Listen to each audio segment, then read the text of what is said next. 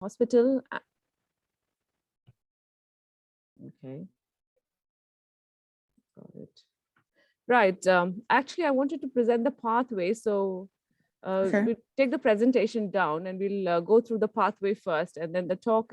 I can do the talk if there's anything to add or there are questions from the presentation. No worries. Yeah. Bear with me 2 seconds. So we are going. I've been asked to present the urogynae pathway for the primary care, and so what I thought is I'll put up the pathway first, and we can go over the pathway in quite a bit of detail. And then if there are any queries, I have a presentation we can go through if needed, but I think the pathway will pretty much cover what we want to talk about. Is that okay? That's fine.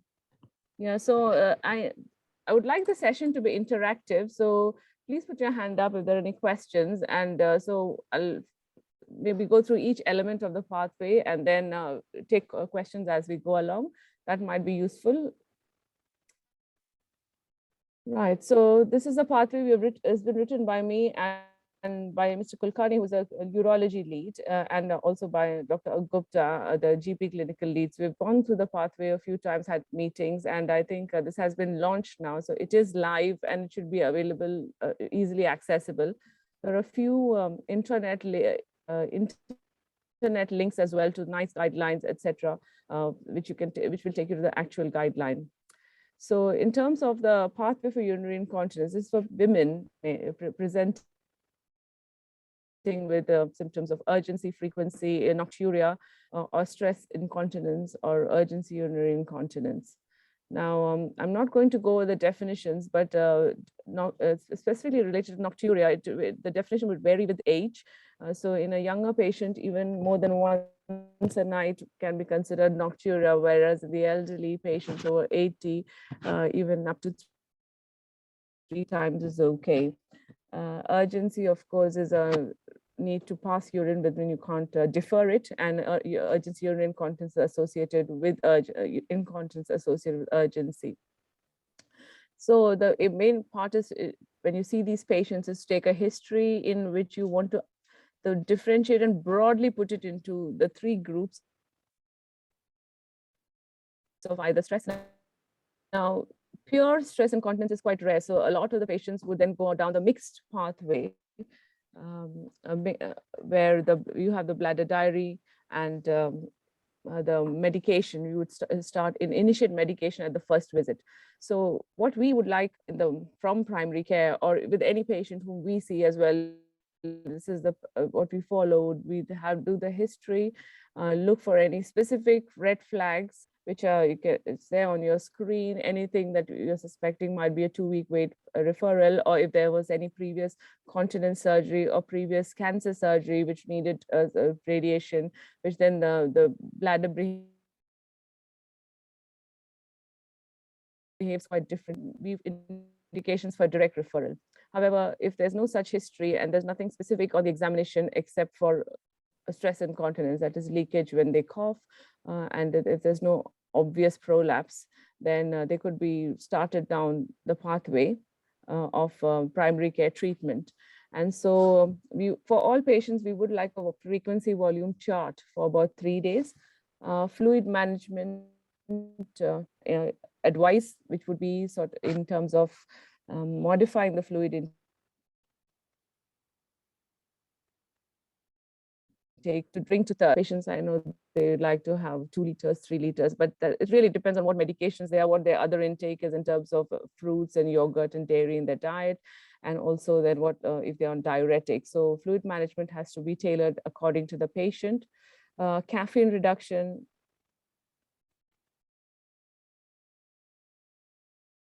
absolutely vital, especially we also include green tea, coffees, cola.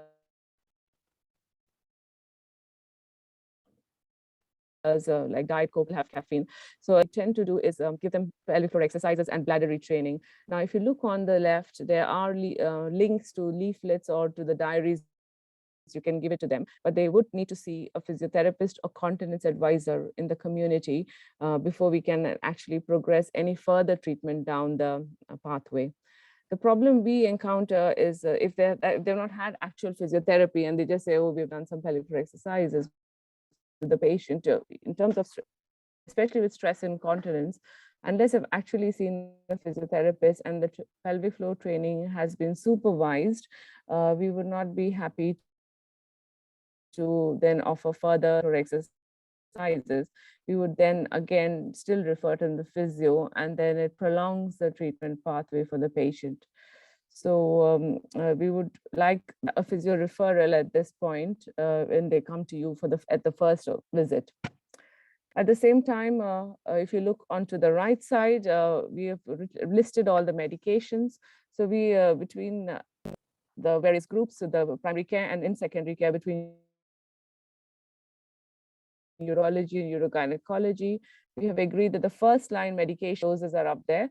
We do know that in elderly patients, these medications can cause dementia, and so you might, if you wanted to try that, it would be fesoterodine in a dose of 4 to 8 milligrams, because it does not cross the blood-brain barrier. So we are also to be aware of the anticholinergic load, that is the other anticholinergic medication that the patient's on before prescribing these drugs, because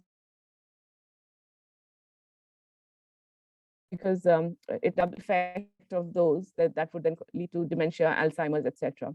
And so if there is any doubt, or if they've already tried one of these medications in the past,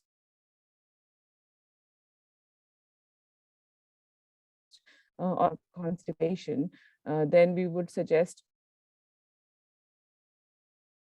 starting mirror. And the 25 milligram dose is only used in patients with renal insufficiency. So it's a half dose, but the standard dose is 50 milligrams. Any questions so far? Because it's quite difficult because I can't see anyone. And so is there any questions at this point?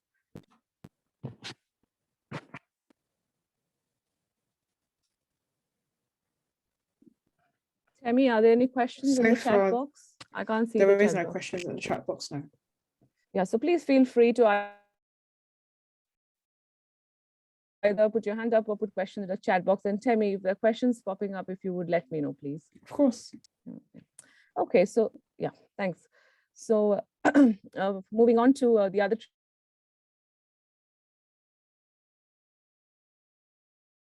treatments, which are vaginal estrogen for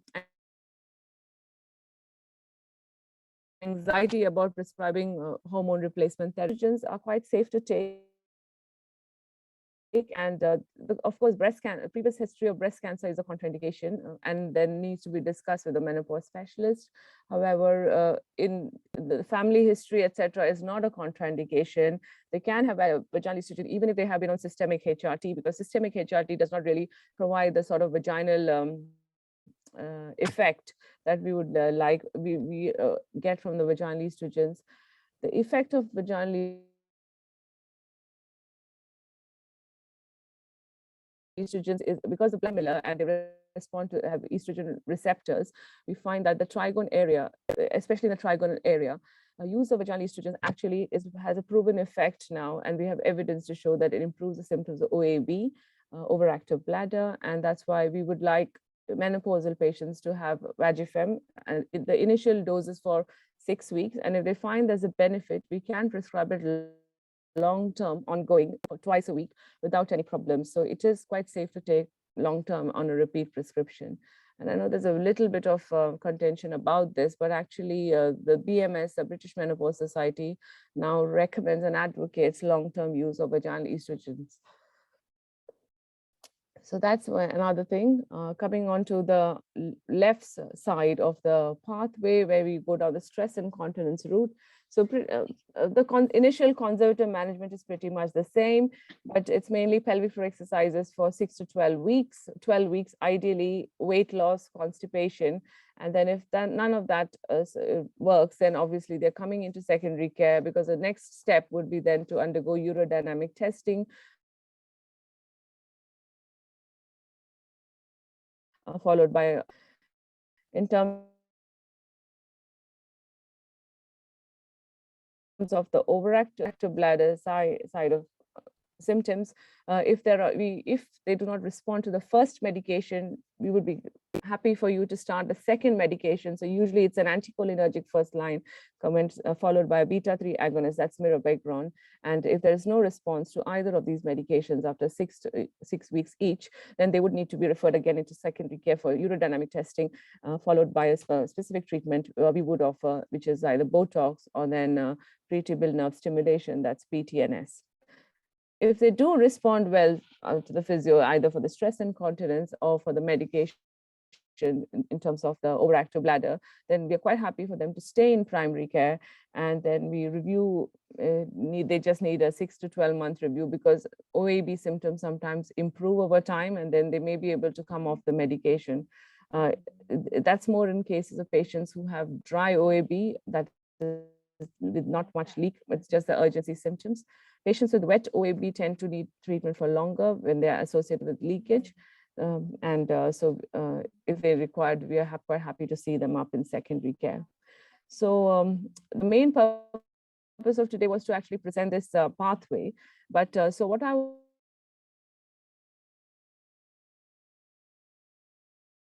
would suggest is about the pathway. Then I have a presentation on urinary incontinence, which we can go through quickly if there were any, if we have time.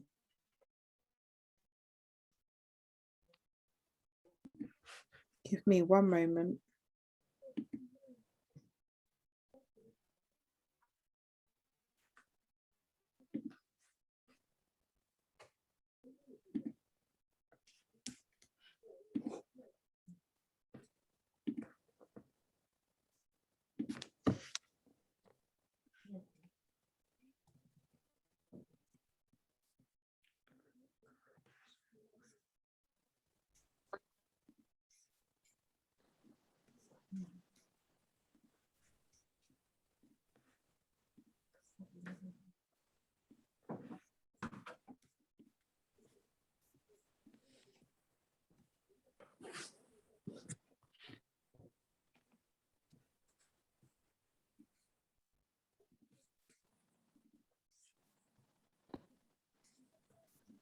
So,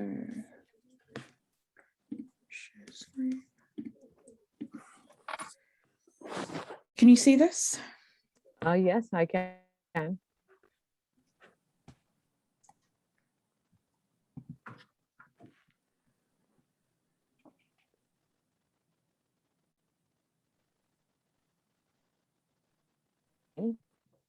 can't hear you, sorry. So questions, and I'll just go. Sorry, you can't hear me? No, I Can you can. hear me? I can hear you now, yeah. You can't hear me? I Okay. can. So tell me, you can or can't? I can. Okay, so I'll just ask you to move the slides on when I'm ready for the next slide. Is that okay? No worries. Right, so I take it there are no questions from the pathway point of view.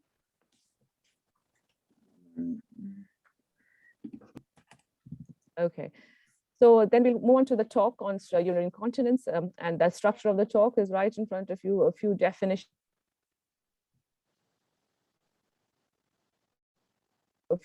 and then a quick overview about stress and nice guidelines, which was changed in April. We have time, then we can talk about some management aspects as well. Next slide, please.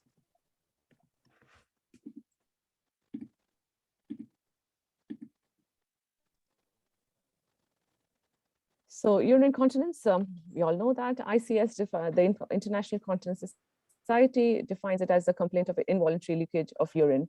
Previously, the definition said it's a social or hygienic problem, but then they have sort of just narrowed it down to just any involuntary leakage. And it is quite prevalent in the community, but actually a lot of women just learn to live with it and accept it. And so about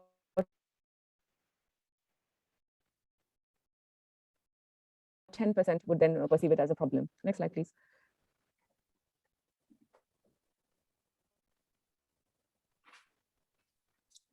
So this is just a slide. It's a very old slide. It's a Norwegian Epicon study, which will just show the prevalence of urinary incontinence. And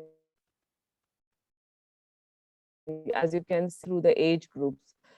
So if you look, there are two peaks in this. The first peak is in the fifth decade, between the age of 40 to 50. And you will find that the higher,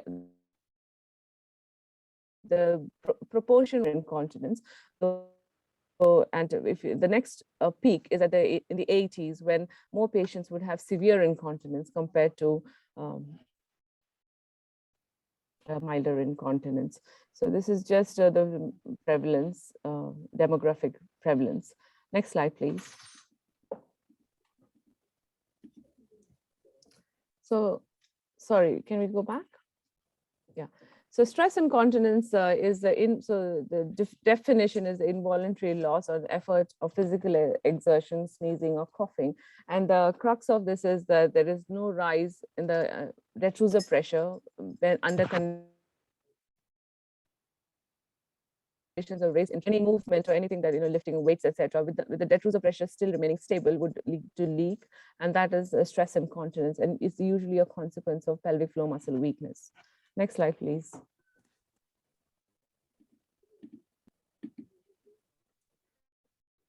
Comparatively, OAB, or overactive bladder, or urgency syndrome, is urinary urgency, and the typical symptoms that go along with a frequency that is needing to use the toilet more often, and nocturia is waking up more than with or without incontinence. So you may just have the urgency symptoms without any actual leaking. And the key thing is it should be in the absence of a UTI or any obvious pathology like bladder stones. And so OAB wet is when it occurs with incontinence, and OAB dry is when they have symptoms but no actual leaking. Next slide, please.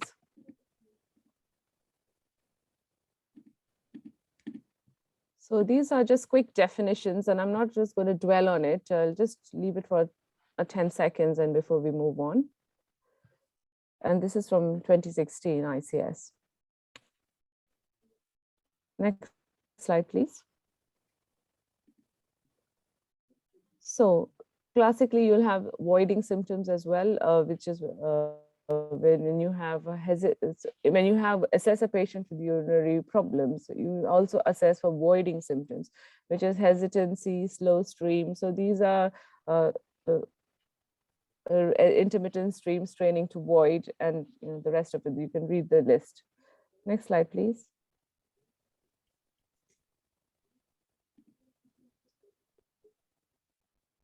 So bladder anatomy. So this was more relevant when we were doing the tapes, but you can just see that from the green, the picture there, that's where the tape went. It provided support, which would be a substitute for the pubourethral ligaments that anchored the urethra to the pubis and the direction of the pull of the levator muscles. So when there's raised intra-abdominal pressure, all the pubourethral ligaments and the levator ani, they should be pulled upwards, and therefore they compress the urethra and prevent a leak in the normal circumstances.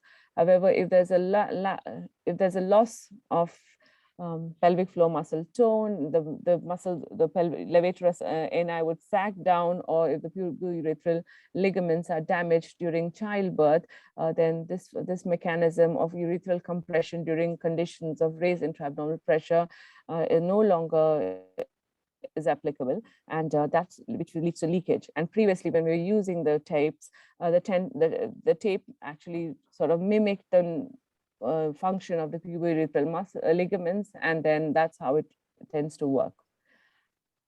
Next slide, please. So this is just a quick pathology of stress incontinence pathophysiology. It can be enclosure, we just discussed that. And usually the extrinsic factors are what we discussed in the previous slide, leading to urethral hypermobility. You can actually have intrinsic factors as well, and that is less common. It's called intrinsic sphincter deficiency, and that's where the urethral bulking or the estrogens help by improving the mucosal coaptation and the vascularity of the urethral mucosa. Next slide, please. This is just a bit of pathophysiology of the at the synaptic junction, which will sort of gives us the theory of why we use Botox or why we use the receptors. Can we just click on this? It'll show me where the different medications act. Can we click it once more? Yeah, yeah, keep going, and once more. So you can see, oh, go back. So you can see that there are sort of three receptors of consequence where our medications are targeted. Yeah, just stay there. So the M2 and M3 receptors are where the anticholinergic receptors act. So at the synaptic junction near the M2 and M3, you can see that acetylcholine is released at the presynaptic, at the parasympathetic nerve synaptic junction. And the anticholinergics target these receptors to then cause, to reduce the contraction of the bladder muscles. On the opposite end is the beta adrenergic with the function, where they cause a relaxation of the bladder muscles. So bladder muscles. So we use our Betmega or any of the various anticholinergic medications that we use for overactive bladder. Next slide, please. So I'll just skip over this. There's some histology and pathophysiology overactive bladder, so we can move on. So this talks a little bit of the NICE guideline. So this was last updated, as you can see, in June 2019. And then the next, whatever I say is actually based on this NICE guideline. So we can go on to the next slide.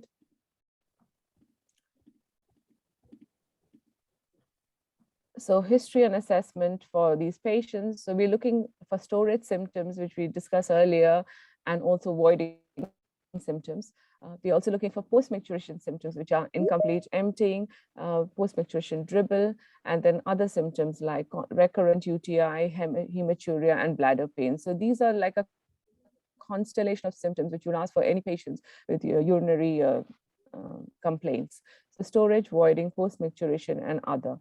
We would also inquire for symptoms of constipation, because then that tends to worsen urinary symptoms, and also ask for symptoms of prolapse. Next slide, please.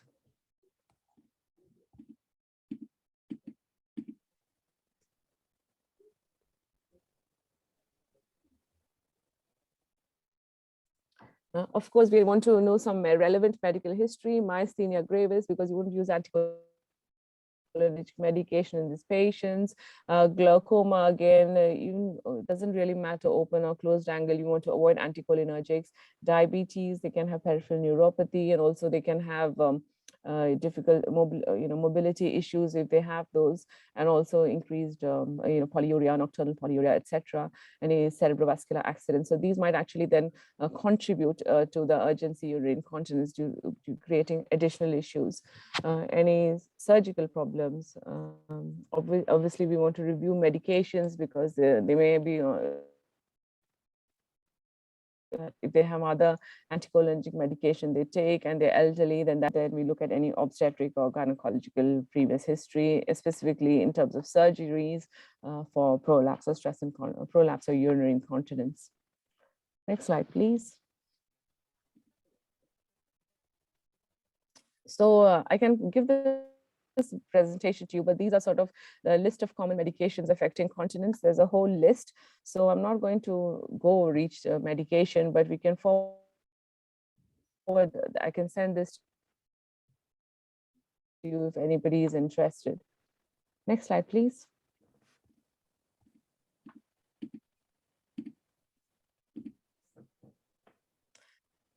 So the main idea of history and assessment, as we mentioned earlier in the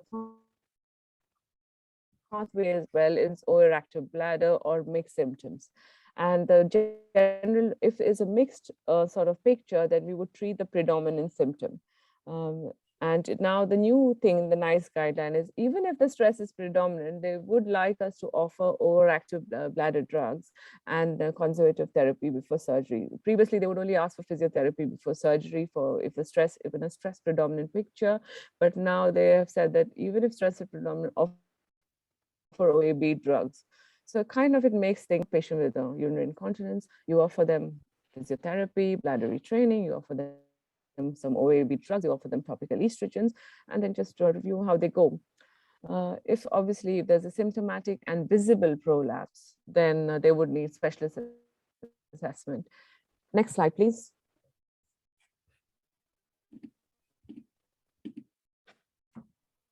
Investigations, all women do need a urine dipstick because as per the definition, OAB can be diagnosed only in the absence of a UTI. We would use bladder diaries or frequency volume charts for the initial assessment. And it's a hugely helpful tool, even in primary care, in terms of identifying issues like excessive tea intake or nocturia or the absence of, and then the number of times they leak. So it's worthwhile even using these in primary care to sort of assess the patients and also their initial response to initial medication. Next slide, please. So when would we do urodynamics in these patients? So if they've tried conservative therapy and there's a failure of 2 anticholinergics, considering botulinum toxin, if they have any anterior apical prolapse, they would need urodynamic assessment. So before any type of anterior apical prolapse surgery, by which I mean precedentia, vault prolapse, or sister seals. If they have any voiding dysfunction, if they have had any previous continence surgery for stress incontinence. Next slide, please. Yeah. So nice to say that you don't need to do it if it's a pure stress incontinence, but in reality, sometimes you do get cuff-induced detrusor overactivity, which looks so much like stress incontinence that we adopt the policy of doing urodynamics before all SUI surgery, considering they're highly restricted surgeries as well. Next slide, please.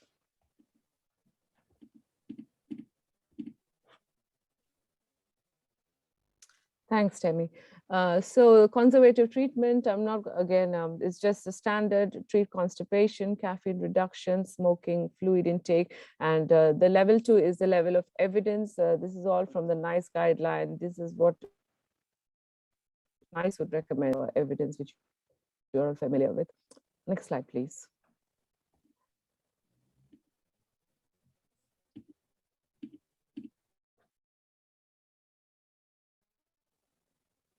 So NICE says, offer a trial of supervised pelvic floor muscle training for at least 3 months duration as a first-line treatment to women with stress or mixed UI.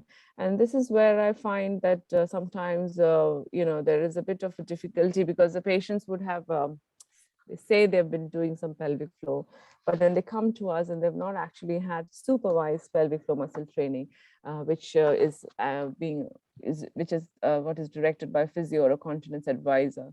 And then we have to then do this before we can offer them anything else. And so this is where we're hugely helpful if we could refer to the physio from primary care in the first instance. Standard advice I tend to give them is 8 contractions 3 times a day. That's what NICE says. And you specifically say, you ask them to do 8 fast contractions. That is, you contract, let go. And slow contractions is when you hold to 10 and let go. 8 fast, 8 slow, 3 times a day. For patients with urgency or mixed UI, they would need bladder retraining lasting for a minimum of 6 weeks as first line, along with other conservative therapies like anticholinergics. Next slide, please.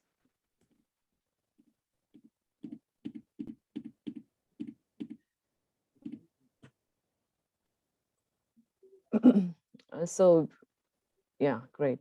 So these are indications for referral. So obviously, if they have not improved with conservative measures, if there's persisting bladder pain, if there's any pelvic masses, fecal incontinence, if you're suspecting fistulae, and if they have any sort of previous surgery from continence surgery, cancer or radiation surgery, and if they have a visible, symptomatic and visible prolapse.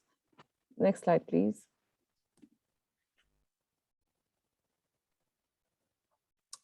So again, just coming back to the management of overactive bladder. So we know that the bladder has a parasympathetic, which is a choline, so that there the acetylcholine causes bladder contractions. So the antimuscarinics inhibits these contractions and so delays voiding.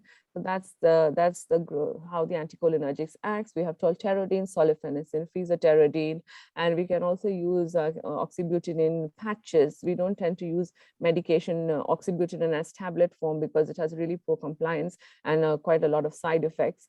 But you can use Skentera patches in women, especially elderly women, in whom you can't use Betmega for whatever reason, and that's in like two patches per week.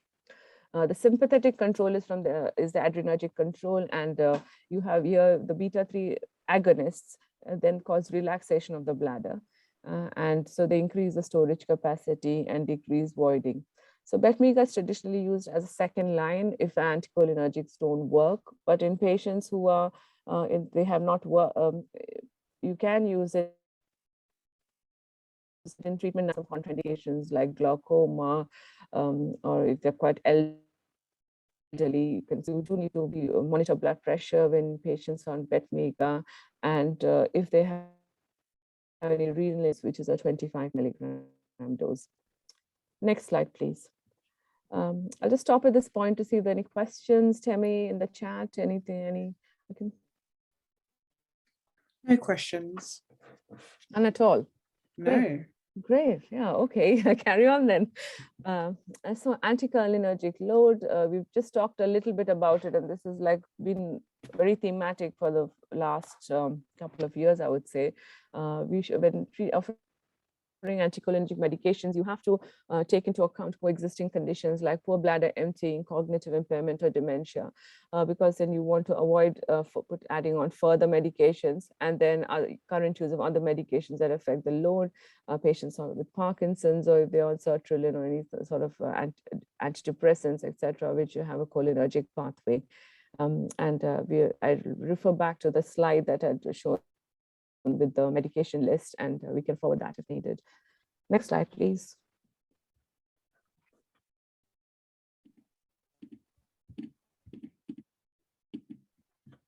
So this is what NICE says, and some of these are new about anticholinergic medication. So do not offer oxybutynin immediate release to older women. We've just talked about it, and that is due to a risk of sudden deterioration in their physical or mental health. So they've amended this in 2019. And then previously they would say, oh, give solifenacin. They had certain medications they would recommend first line, like tolterodine and solifenacin, but they now have said you can use any anticholinergic with the lowest acquisition cost to treat overactive bladder or mixed symptoms. And if the first medication is not tolerated, offer another medication. So it's just like our pathway. We have said use tolterodine or solifenacin or fesoterodine first line, and then use Betmega. But of course, if there's contraindications, you can use Betmega first line. And then offer a transdermal overactive bladder treatment to women unable to tolerate oral medication. And they're talking about Skentera patches, which is the oxybutynin patches. Next slide, please.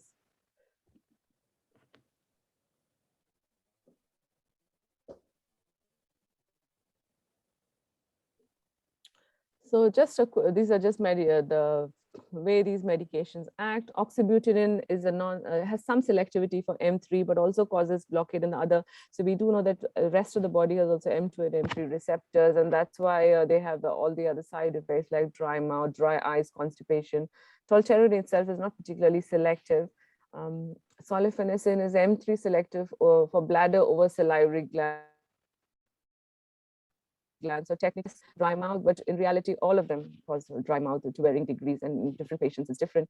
Fesoterodine is a competitive muscarinic antagonist. It's a pro-drug, and then gets in the tissues, it gets transformed to the actual drug. And trospium, which is Regerin, it's not very commonly available. It does not cross a blood-brain barrier and has fewer CNS side effects. But overall, if you wanted to avoid antimuscarinics, you should try more elderly patients, or if you're using antimuscarinics, use fesoterodine or trospium. or the patches. Next slide, please. So this is just Adrian Wag in 2012, where he's data which shows that whatever you try, whichever medication you try, eventually all have side effects, and you can see over a period of time, the number it tails off the persistence with antimuscarinics. Sulfonylureas and tolterodine seem to be relatively better than the other ones. Next slide, please. So coming to beta-3 agonists or mirabegron, so it acts as a beta-3 adrenoreceptors. We've talked about that. We've talked really well tolerated. So we've gone through this before. Next slide, please.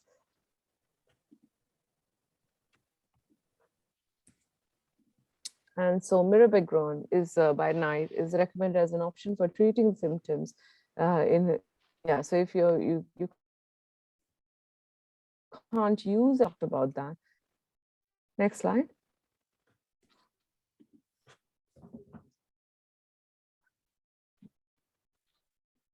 And this is a little bit again the same showing that the mirabegron has a lesser, has a similar dry mouth side effect profile to placebo compared to tolterodine, which is an anticholinergic. The rest of the side effect profile was similar. Next slide, please.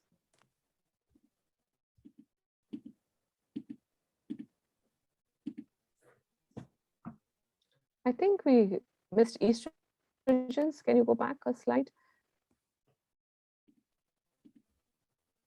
No, probably not. Okay. Forward. Oh, you went forward. Okay, so let's go back to desmopressin and then come to estrogens. Yeah, so other OAB drugs are desmopressin, that is usually for mainly nocturia. And obviously, we want to use it in caution over the over 65s because it can cause electrolyte imbalances, and also because it's a vasopressor, caution in patients with cardiovascular disease or hypertension. Next slide, please.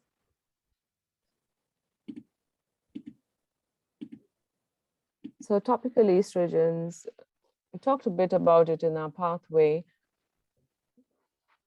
Right, so what does it do? It increases the concentration of alpha-adrenergic receptors in the urethra, improves vascularity, mucosal thickness, and facilitates coaptation and increases the pressure. So we talked about this little bit in the bladder physiology.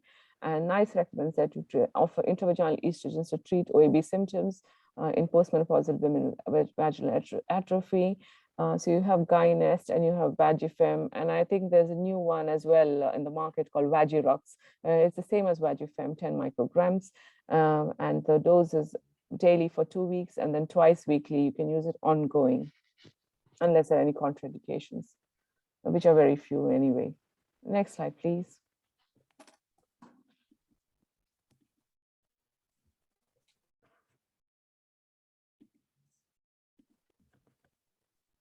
So then so if these medications don't work, then we offer treatments like PTNS, which is a percutaneous pre-tibial nerve stimulation. It's a pathway in which we stimulate the S2 to 4 nerve roots via the posterior tibial nerve. We offer 30-minute sessions and over a 12-week treatment period. We don't offer this at Queen's, but I know some other local hospitals do offer it, but we probably will be starting in early next year. We do have the kit, it's just about staffing. Next slide, please.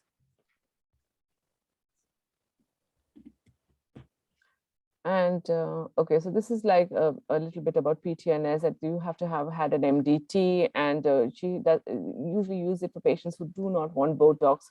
We would not, yeah, so that's just nice recommendations for PTNS. Moving on from there. Next slide, please. So Botox is botulinum toxin. We use the allergen one, so that's 100 allergen units. It's on a botulinum toxin A, and the dose of 100 units is licensed for idiopathic OAB. Of course, you can't do it in the presence of a UTI. We would have had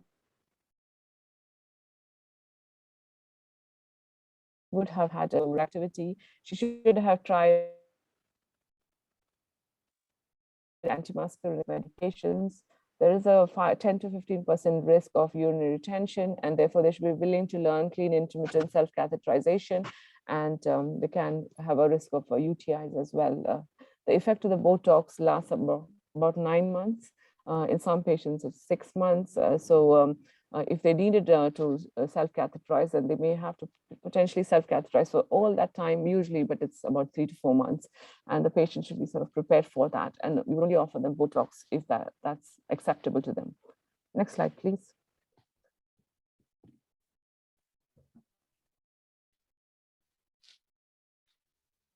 And this is just like a picture of where that just shows where you'd inject. So you try and actually avoid the trigone area. That's the flexible cystoscope, the black one on the top right-hand corner. And this is an intravesical view when we inject the Botox.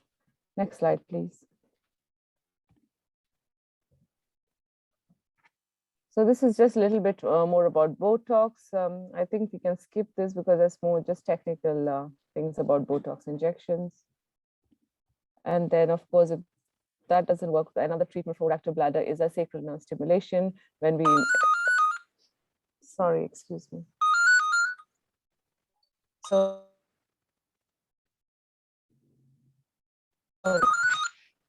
sorry, I just need to.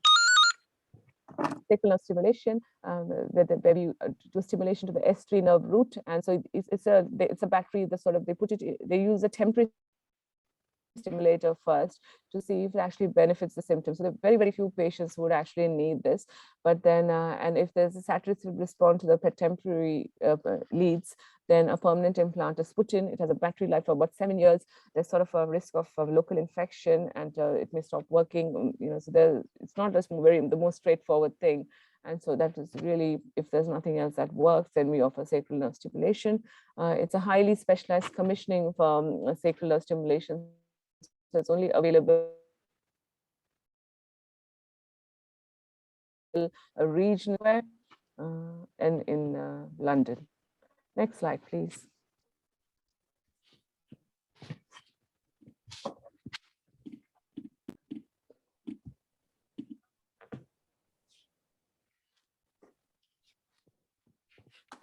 Right. So this is again further things about the sacral nerve stimulation, surgical, the treatment failure in 21%, surgical revision rates, and the side effects, which are infection, removal of the implant, the bowel function problems, urinary retention, and vaginal cramps. So yeah, it's not to be taken lightly. And again, there's a very small percentage of patients who would go on to need SNS.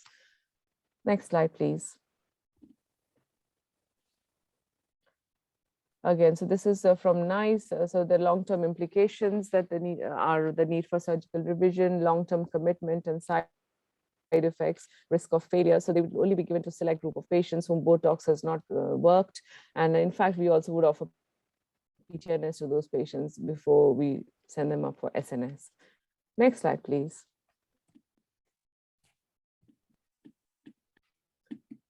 So these are refractory. So these are so we'll just go back for just 30 seconds. These are different surgeries that you would do for refractory overactive bladder, very rare. You might, even the centers that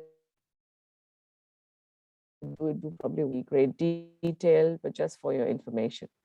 So this was all about overactive bladder management. The next slide would talk about a little bit of stress incontinence. So yeah, next slide, please.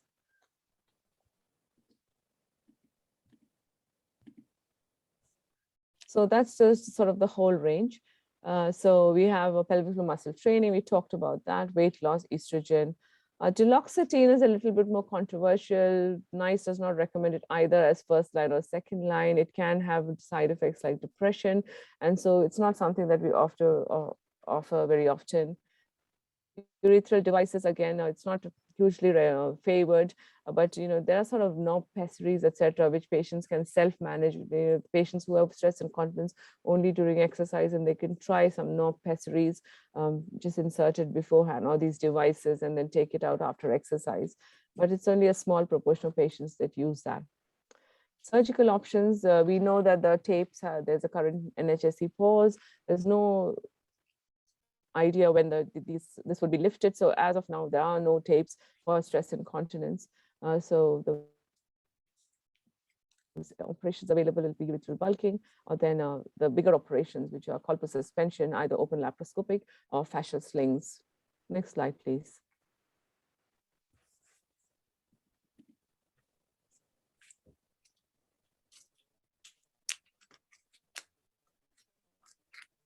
So what is bulking? So it is we use this material called Bulkamid, that is polyacrylamide hydrogel. And some people use macroplastic. It's not very usually commonly used nowadays, because I think the urologists also have switched to Bulkamid. Contigen is, I think, very rarely used. It's not really available freely at all. And basically, we inject it cystoscopically at the bladder neck, and the idea is to improve the mucosal coaptation. And this, as is a water-based gel, it sort of draws in water from it's hydrophilic and draws water from the surrounding tissues, and there's an element of fibrosis around it, so then it plumps up the urethra. Rare, voiding dysfunction, suburethral abscess, again, abscesses were common with the macroplastic, but we don't have any reports with Bulkamid. Next slide, please. So that is just the picture, the cystoscopic appearance when we inject the Bulkamid, and those are the scopes. So that's just the kit, Bulkamid kit, that we have a picture of. I think that video was supposed to play, but I don't know if it will. Okay, it didn't. Try it again, try again. Okay, I guess no. Right, so then the next slide then, please.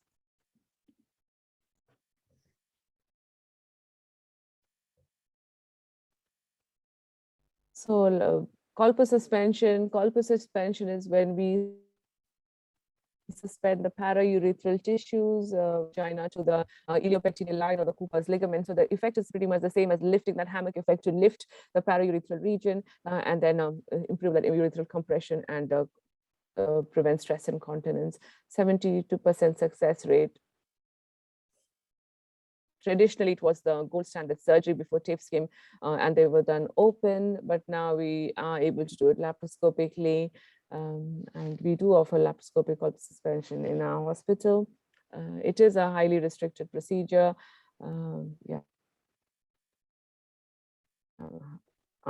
So a similar success rate.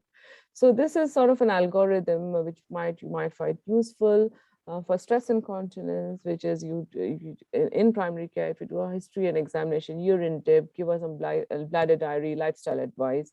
If you want to give some anticholinergics, and then after they've done all of that, if they still have the stress incontinence, at this point, you refer to the secondary team, the urogynecology team in secondary care, from where they would have urodynamics, and they would have biurethral bulking or any of the surgeries, and we do not use tapes. So that is just like a simple run through of what would happen to these patients. Next slide would be another algorithm for overactive bladder.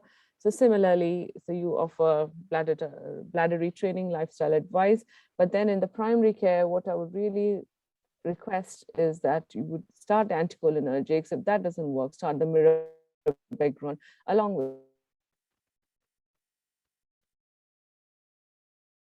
with vaginal in secondary care, where would we do urodynamics. We would, if they were to need less, offer that because there would be other treatments we could potentially offer, and then Botox, PTNS, or SNS as needed. And then if the rare patient who needs any surgery, like augmentation cystoplasty, we would send them to tertiary care. Next slide, please. So I don't know if you have time for this, because we're already at 2 o'clock. We're happy to take any questions now.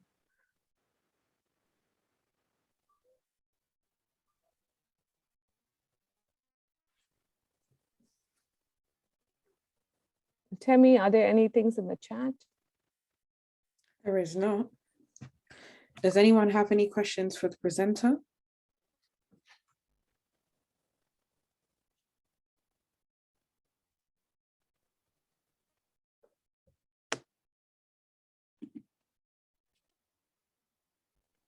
None at all?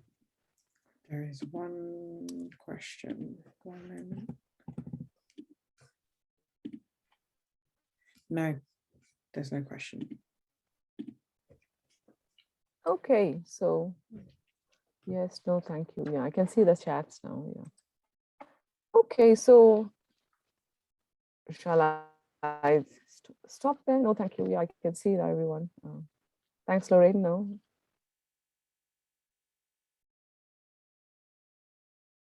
Uzma, any questions at all? No more questions, no.